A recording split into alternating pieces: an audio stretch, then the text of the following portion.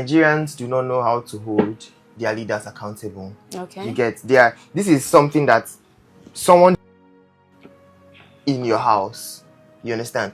We should come out to ask very, very important questions. You get a coroner's inquest should be done. An autopsy, like the family should not even have by right, an autopsy is supposed to be done. If it is a common Nigerian that this thing happened to, you understand, it will be a different case. You understand? Because if someone is found, a body is found in your apartment today, and you're coming out to tell the police that she died of king.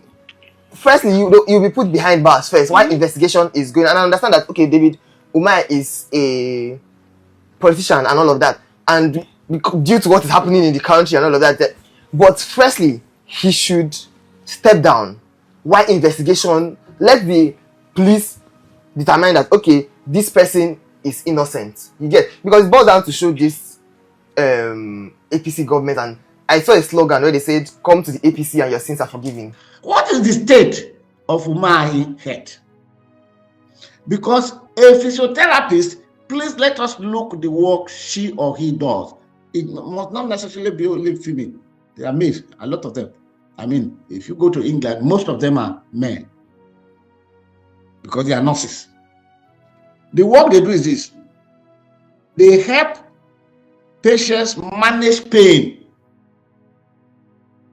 improve mobility, and recover from injuries, diseases, or disabilities.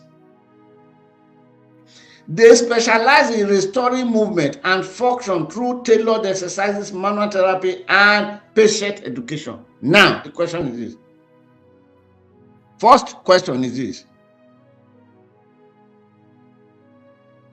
which pain is David Umahi managing? Was he involved in accident? Has he any problem with maybe being diabetic and of course not properly managed, and there is injury to his leg or to his hand? What is the mobility of Umahi that this beautiful nurse is working on?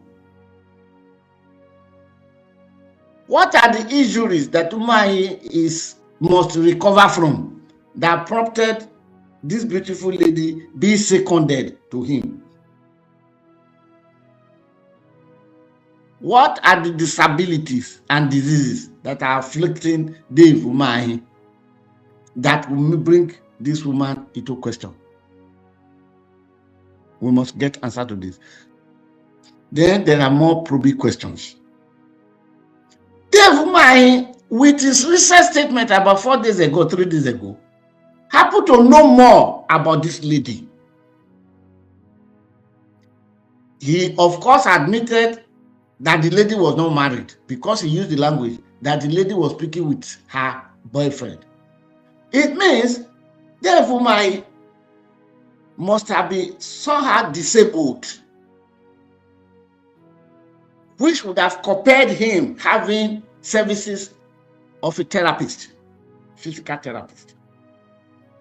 That could have been the only reason we can give for his detailed knowledge of the lady, Mary Habila. Because David Umahi told us now that on the evening of that 26th, when the lady arrived his hometown as a guest or as official physiotherapist, that the lady was talking with the boyfriend. And the lady admitted to the boyfriend that she was bleeding from the nose. And the boyfriend decided to cut then the lady said, "You can't cut it, I'm still talking to you." He said, "No, the mere fact that you are bleeding from your nose is the reason why I should not be discussing with you." And David Umahi, I don't know where he was on that evening of 26th of June. I don't know where he was, but he was accessible, or he was accessing every discussion of the lady with her boyfriend. I don't know whether he were a type, the communication system like the type Rufai is specialized in doing. But this was a statement that David Umahi spoke publicly. And that The boyfriend did not feel too comfortable. He had to call the lady back. But the phone was ringing and ringing. But she did not pick the phone. Then David Umahi added another dimension. That as of that morning, or is it that night or that morning, I don't know, the lady went to take a bath. And by the time the door was broken into, the water in the bathroom was still running. How David Umahi knew immediately that the lady was maybe CCTV camera, not only in the compound, in each room. So David Umahi probably sat down somewhere watching the CCTV camera, and as the girl was crossing over to the bedroom to go and take a bath. I will not carry the matter more than this, please. But there are lots of questions to be asked. And immediately the lady was confirmed dead. David Umahi told us he got in touch with the parents of the lady. That presupposes a long-term relationship, a sort of friendship. That long-term relationship might be only for the purposes of therapy, massaging, all those parts of the Umahi body that are not functioning well. Sorry, I'm saying this because I introduced to us who a physiotherapist is. We will read it again on Monday by the grace of God. We will read it again. Circulate this news and let us meet on Monday to conclude the discussion on that subject. What's the subject? Mary Habila's death in David Umahi's house. Questions are every day for the thief, 1 day for the owner. Because now they say when I'm 5 engineers went by before this one and this one. Every day for the thief, 1 day for the owner. If it happen before, it not go happen again. They say that now something, now person, now wrong person, where person go buy, now wrong person, where person go do something to, they go expose person. David Umahi. If you get her for this matter, no matter how the place sweep on that carpet, God must still remove her. God must expose the person. If not true, say you get her for this matter, the truth must really come outside. Everybody will know. We will not drag you now, but when they say, they do better investigation. No matter what happen, the truth must come outside. That girl, Mary Habila, not your by like that. Enough is enough. If this thing happen before, it not go happen again. Or that might say, we not get the power, no me say, person no go fit talk. We must talk. I must get justice for Mary. Justice for Mary. I want me to watch this video. Talk. Mary must get justice. Justice for Mary. And that just now we find. David Umahi is untouchable. There's nothing anybody can say about this. Now, for the first time I listened to somebody speak in English language, and it was very difficult for me to understand what he was saying. And somehow I started feeling that maybe the brand of English language that I understand is not the same like the one that he is speaking. So I want to play the video of his explanation as to what happened in that house, and so that you can tell me why he's not being subjected to investigation right now, understanding the fact that it's not holding an elective office, which means that David Umahi, just like me and you, is not a governor, so it's not covered by immunity. So please, let's play this video and then you tell me what you think about what he's saying. Do you understand? Let's go. David Umahi. The information I want to correct is that the lady in question was like a daughter to me. She had stayed with me for 3 years. She was a staff of the Federal Medical University. Okay, she was a nurse and not a physiotherapist. And the family and my family are like one family. And she has her medical records in Turkish hospital. Okay. So these are further explanations that we might need to have. She has her medical records in Turkish hospital. What was she treating in the Turkish hospital? She's like a daughter to you. The family and the family are your same family. You understand? And why can't you convince the family for them to go for autopsy and find out exactly what happened to, quote, your daughter? Let's assume that the family is so archaic, they don't understand, the need for autopsies to find out exactly what if, for the sake of your name, how about telling them that there is need for them to have an autopsy and find out what exactly happened to her? You went further in this video and you also mentioned the fact that, her boyfriend was talking to her. Let's go to that part where he talked about her boyfriend talking to her. How did you must be like her bestie. I think she's more of a daughter to you, maybe like a bestie, for you to know the day-to-day discussions she has with her boyfriend, or less, of course, maybe her boyfriend told you those things after her demise. Let's hear her part. And she spoke to her boyfriend at the hour of her death and complaining that she was bleeding from the nose. So and the boyfriend said, no, you have to report. You see, it has stopped. So the boyfriend said, listen, I will not continue this conversation since you are bleeding. It will increase the bleeding. And she's told the boyfriend, don't cut the call. The boyfriend cut the call. And 3 minutes later, the boyfriend called again. She was not responding. And even in the morning, she told the boyfriend she was going to bath because she locked her door. Okay, so that will explain the fact that she was found naked when they found her, because she went to bathe. So what were the conditions that preceded this whole thing? Was it that she had a condition that caused her to bleed in the nose before now, reason which she was registered in the Turkish hospital? Or why exactly is it that, she was registered in that Turkish hospital? And why is a staff of a federal medical center, you are not the Minister of Health, why is she staying with you? Why are they staying with you? I know that, maybe I'm not rich enough yet to know that some people have personal nurses and physiotherapists that stays with them. So the richer people that are richer than me, because I'm coming there, so that I know the things that I need to budget for when I get as rich as you guys. Does it also mean that you people have physiotherapists that work for you guys, stays with you guys and work with you guys, so that we know all these things? And must they be female? Is it that female physiotherapists know the job better? Oh, sorry, female nurses, because the minister has corrected it that she was a nurse and not a physiotherapist. So these are information that I would like to have, because things cannot continue like this. In the same country, I think the minister would have been relieved of his duty for the meantime, submit himself to interrogation so that people will know exactly what is happening, especially considering the antecedents and precedents that, precedes his name. There were talks about the Northern engineers and how they vanished, and even how it was said by Tracy Okiri. Some of us, when we talk, we give facts so that you not wake up tomorrow and say you want to arrest us for saying what we do not know. It was what has been said and it has not been debunked. And when something is said and it is not debunked, it starts looking like the truth. Tracy Okiri mentioned that you told her that what happened to the Northern engineers will happen to her. So considering that, I think further investigation should be, put in place for this particular matter. I don't know much. I'm just asking so that I will not say a hint toxic. But it's all good. So I have to say, tell me what you think about this particular video. Do you think David Umahi is untouchable?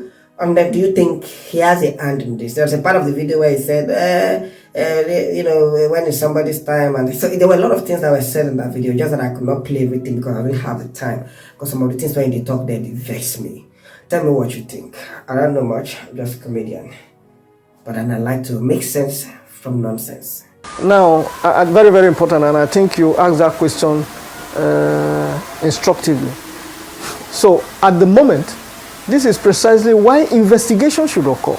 In fact, if it were in Lagos State, for instance, and I imagine even in the Federal Capital Territory and a host of other states, federating states of the nation, you have the coronal law. Any death, the cause of which you cannot immediately establish, should be submitted to coroner inquest. In other words, once it appears that a death has occurred, otherwise through natural causes, the right thing to do is to investigate it. So your question can only be answered effectively and factually when there has been an a thorough investigation to establish whether or not there is a prima facie of crime committed. There could be cases of cardiac arrest, there could be even personally inflicted injuries, there could be accidents, there could be anything.